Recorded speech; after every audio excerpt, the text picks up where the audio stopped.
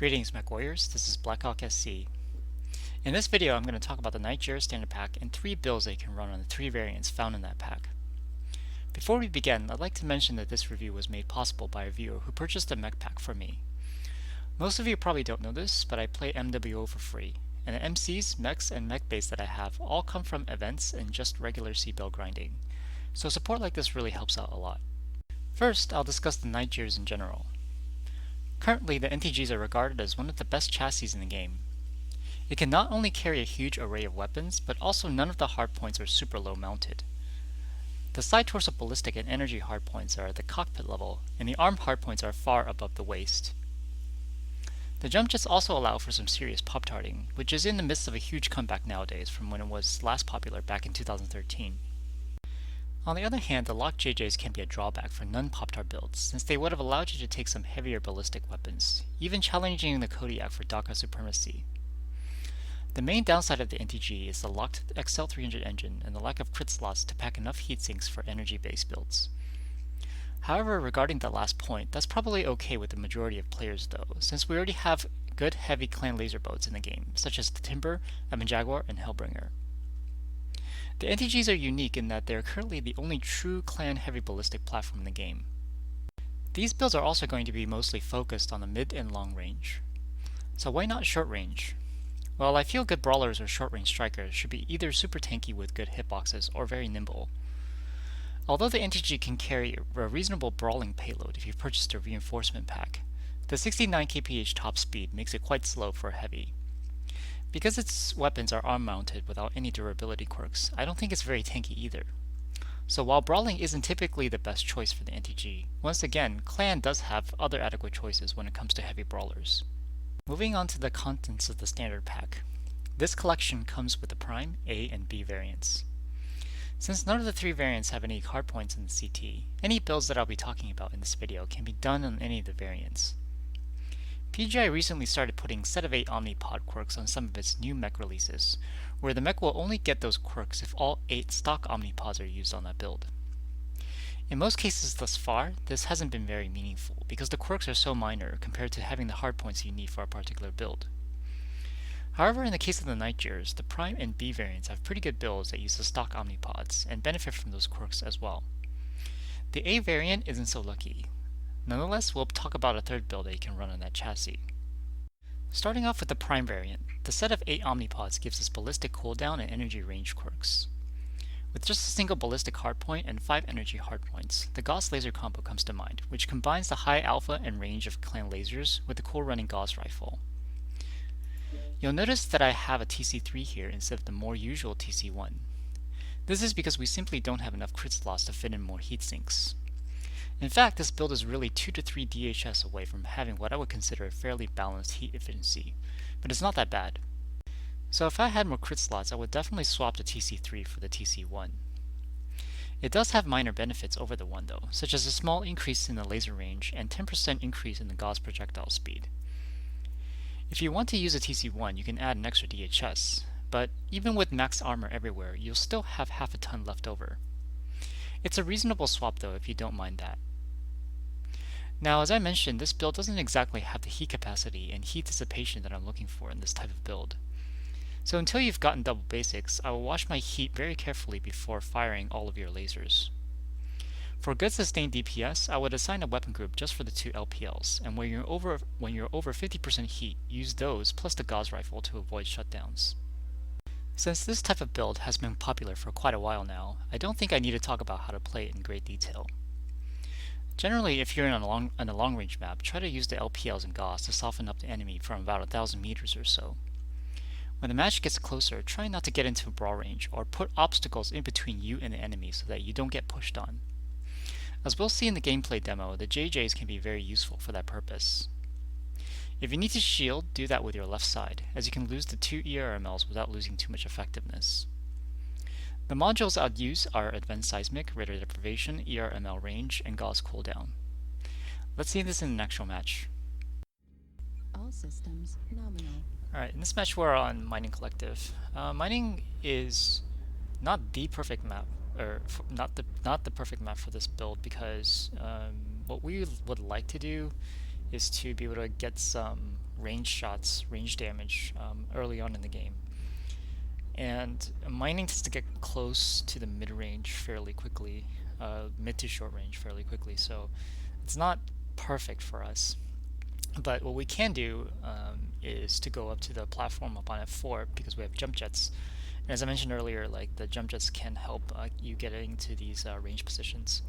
So a lot of times what we try to do is to go to Fox 4 and then shoot towards like C5 where they usually rotate to.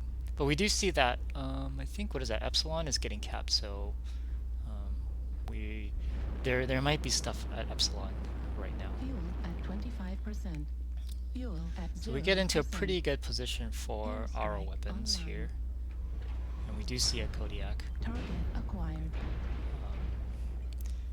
Warning incoming. And a Centurion. Heat level critical.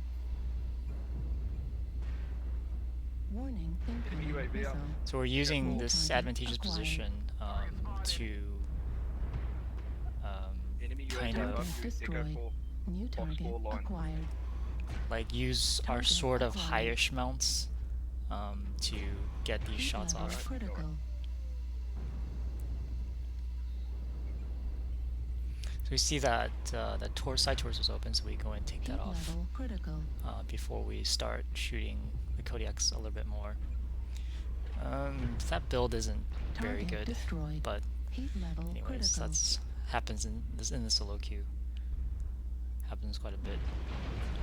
Heat level critical. For this Phoenix Hawk over here, like we just didn't have the heat capacity to really take it on because we didn't know whether it was like a medium pulse Phoenix Hawk or whatever. So, like just Target to be on the acquired. cautious side, we kind Fuel of at 25%. come down and Fuel at you know we were at 0%. like kind of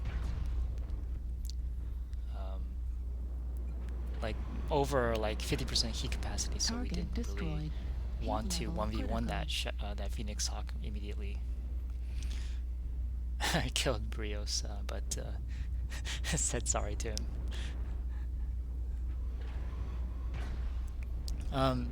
Target I've been acquired. so one thing I wanted to know was I was playing a lot of Gauss New ERPPC target acquired. these days with the Night Gyrs.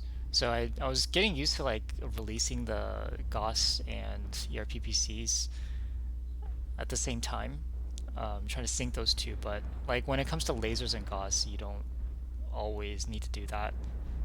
Sometimes you need to like shoot the Gauss acquired. first before lasers, or shoot the lasers before the Gauss. And in this match, I was missing a few shots with the Gauss because I was just getting that target muscle acquired. memory. Like that shot, I think that wasn't that great. Missile. One other thing is the build is incoming kind of missile. wide, so you saw that last shot hit the like that middle extractor thingy, that point, that capture thingy. Target acquired. Like on wider maps, like maps with less obstacles, such as you know Polar Highlands, Alpine Peaks, and things like that. Like you 25%. wouldn't have these kind of problems, but like on this map, you target have to acquired. watch where your Gauss is and Target destroyed. try to not New target get your shots acquired. blocked like that, because it's kind Target of acquired. waste your ammo, waste time. New target acquired. Target acquired. One thing about mining, though, it does demonstrate some really Critical.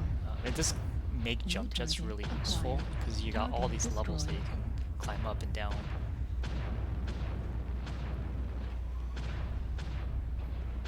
Target destroyed. So even though the range isn't perfect for us, Target some acquired. of the terrain can be nice. Warning, incoming missile. New target acquired. Target destroyed. And we weren't sure what that Highlander was really carrying, so we're just making sure we're slightly damaged, so we're trying not to Online.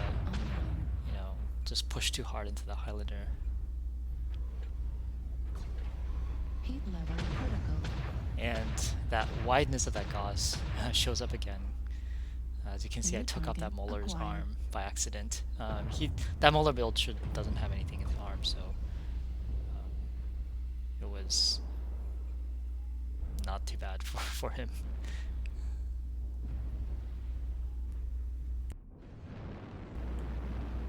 New target acquired. Again, we still need to be cautious here because we know like we're getting close to the enemy, and you know we are not really a close range build.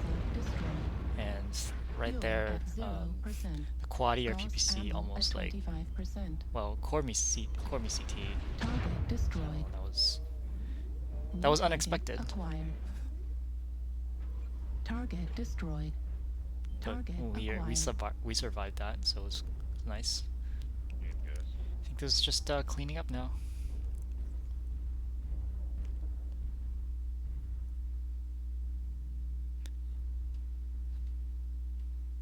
That was a really close game.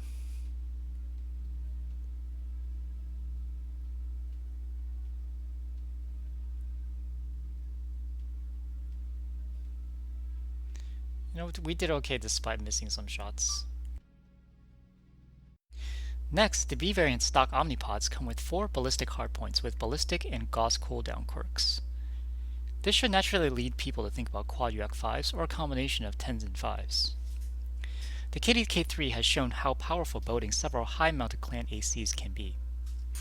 I'm going to link a build in the annotation in case you really want to use the gauze quirk. I don't think any gauze-focused build with the stock Omnipods will be very good, but you may want to try it out if you want to run an alternative build. Now the question is whether we use 5s or 10s.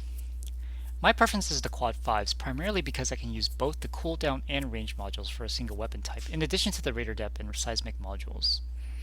If you mix 10s and 5s, you'd probably be taking cooldown modules for both, leading to a lower effective range.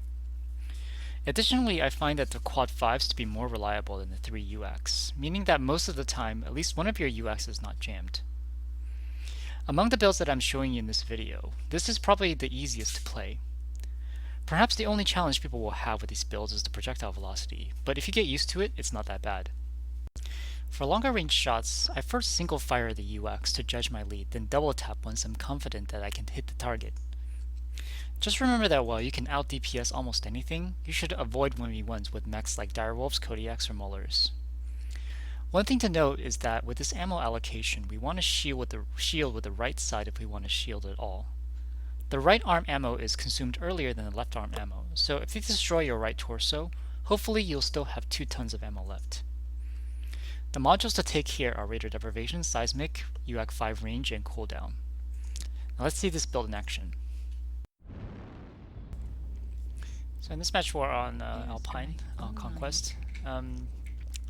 Alpine is an okay map for this build, not the best, because primarily we want to engage at like under 600 meters to get the best accuracy possible, but a lot of times Alpine, you know, goes beyond those ranges. New target acquired. And Conquest is actually probably the best game mode for Alpine Peaks because it takes that focus off of the central hill, and especially on skirmish, the focus on the central hill can be especially bad. Assault is actually okay too, but I think Conquest, I think most people agree, is probably the best mode for Alpine.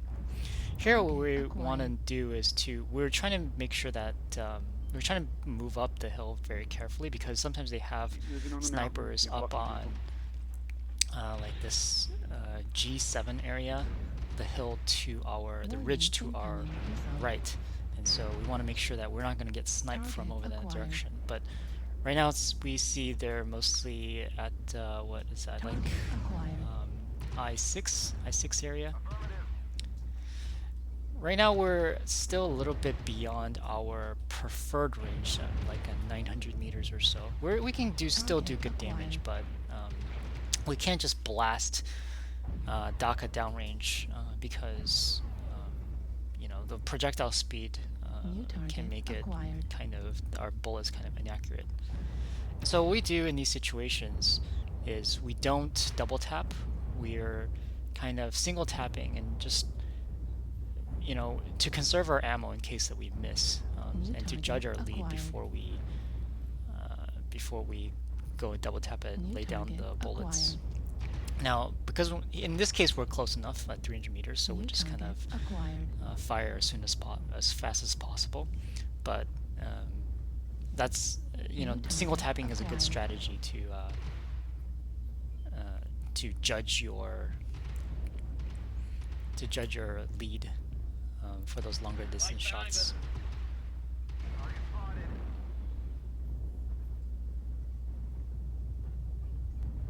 New target acquired.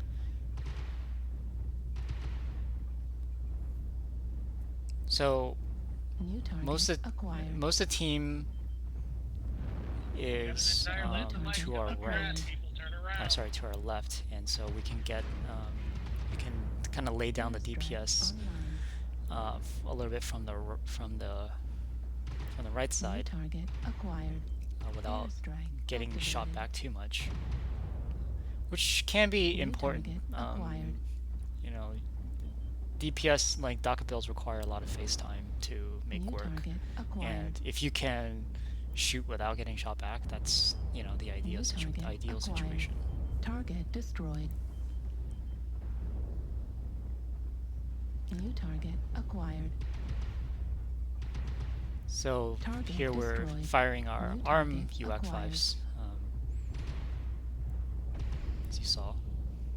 Target destroyed. New target acquired. And hopefully what you can just see from this video, like how you can play like a more ranged engagement.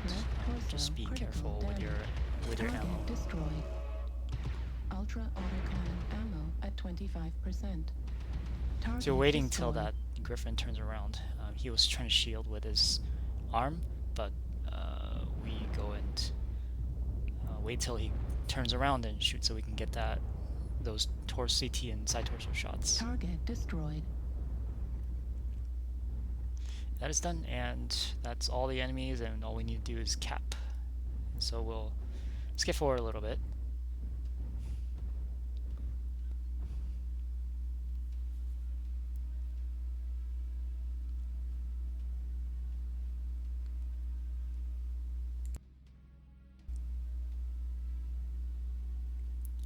You got a pretty decent match.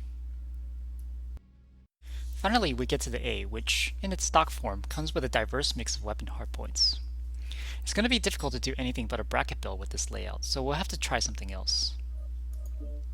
Here we suggest a Gauss ERPPC build for several reasons. First, it's different from the other builds we've talked about. Second, it makes good use of the locked jump jets, as we can sometimes use it to pop-tart.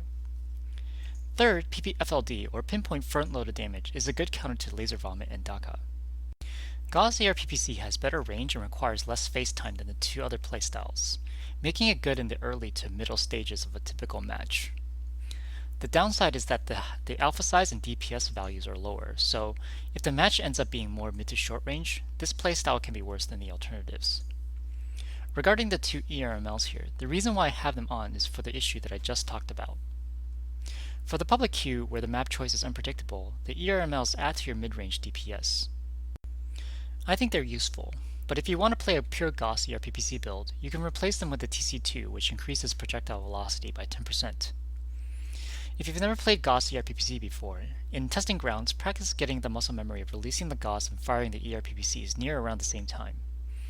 They don't have to be perfectly in sync to have this playstyle work, so if you don't get it exactly right, don't worry about it.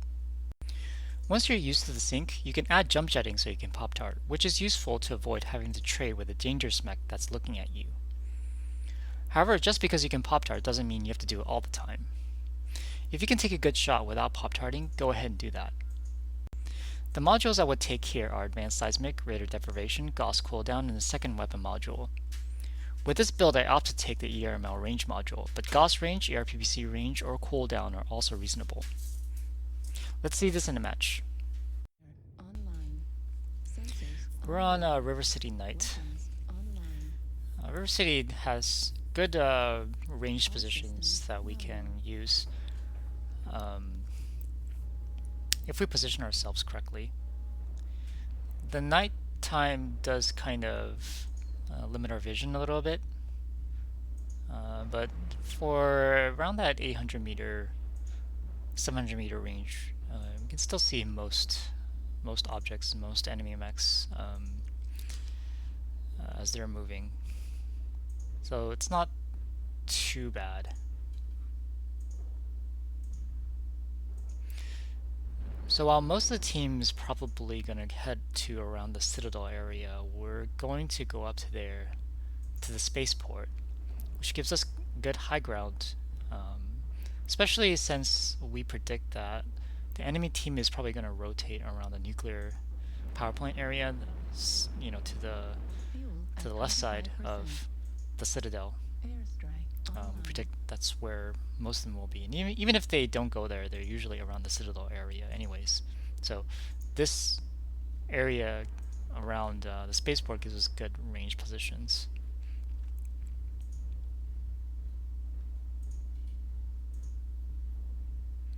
So right here we're just kind of looking out for where the enemy positions are. We are seeing some fire coming out from Upper City, but we don't see anything just yet, and we see some movement over there, but let's kind of take a shot with the RPPC just to see if we land it, but we don't. New target acquired. Just getting some initial shots in if we can. But most of the enemy mechs seem to be covered by buildings, and we see something over there, so we can see if we can get some shots over to the bridge. Warning, incoming missile. New target acquired. I don't know where those missiles are coming from, but Warning, incoming missile. whatever. Target acquired. New target acquired. Some missiles. New target acquired. So that's a KDK-5. We don't really want to trade with it, so we're gonna see what we can do about that. Yes, that's a Gauss charge fail right there. Meant to shoot both of them. Now I can actually trade with that KDK. He was just doing ER large lasers, but there was another mech coming that was also looked like it was either a heavy or assault. So I don't want to trade against or potentially get shot by two different mechs. So I'm gonna move out of there. If it was just like that one KDK, I can take him on without too much of an issue. New target acquired. With that build, of course. If it was like a Gauss RPPC build, then I definitely don't want to,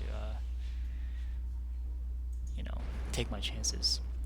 And here we're getting some shots around that theta capture area. I could be using my ERMLs here as well to supplement my damage, but I misjudged the distance and I thought it was too far away as out of range for my EMLs. New target acquired. Airstrike online. Target spotted. Here, New target you know, acquired. we kind of came towards our side, and so that was a pretty good position to Target approach on. acquired. For some time we were a little bit open to getting shot from the right side, but we kind of predicted correctly that those two mechs that we were engaging over at the spaceport wasn't able to shoot us. So Online. Target destroyed. New target acquired.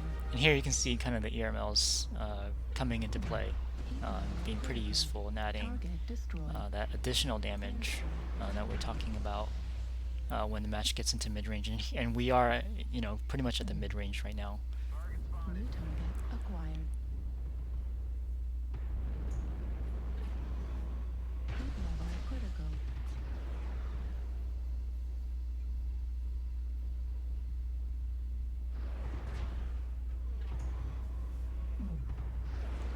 New target acquired. Target destroyed. New target acquired. Target destroyed. Well, the enemy team seems to be very focused on our Kodiaks, which is probably reasonable. They're more threatening than I am. But this gives us some pretty good shots. So when it gets to mid-range, you can see we're kind of taking more of like a secondary role rather than being primary damage dealers now. We just don't have the DPS to be like as effective as say something like a KDK 3 at that range. Level critical. Target destroyed.